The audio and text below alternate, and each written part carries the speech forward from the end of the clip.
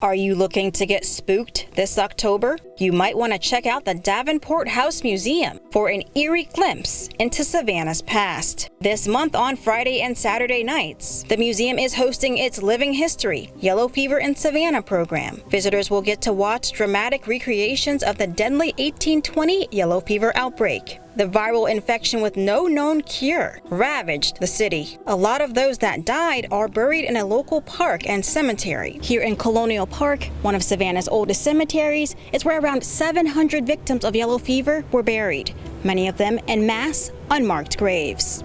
For an extra spooky twist, it's been said that the actual number of people killed by the illness in Savannah in 1820 is 666. The Davenport House reenactment differs from some of Savannah's other spooky offerings, like its popular ghost tours, because this story is based upon fact. We intentionally do this program in October because people are interested in seeing things that are creepy, and we thought, we could complement the ghost tour industry with something that's a little bit different, because we want folks to participate in all the options with regard to entertainment or edutainment or whatever you want to call it. But we feel like we can offer a substantive, authentic experience with Savannah, both for locals and for people that are coming to Savannah to experience something a bit frightful. The Davenport House has hosted the performance since 2003.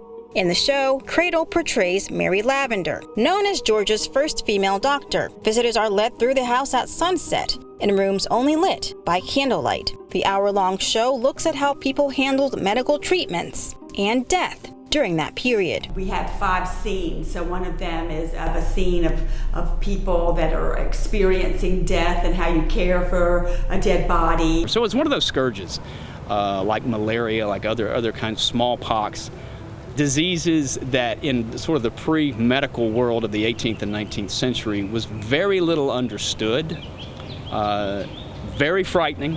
When it did come, you didn't know when it would come, you didn't know what brought it, but it always brought death and a lot of pain. Dr. Deaton told News 3, back then, people didn't know what caused yellow fever until the late 19th century, when doctors discovered that mosquitoes infected humans with the illness. And you can imagine the panic in a city where thousands of people are dying.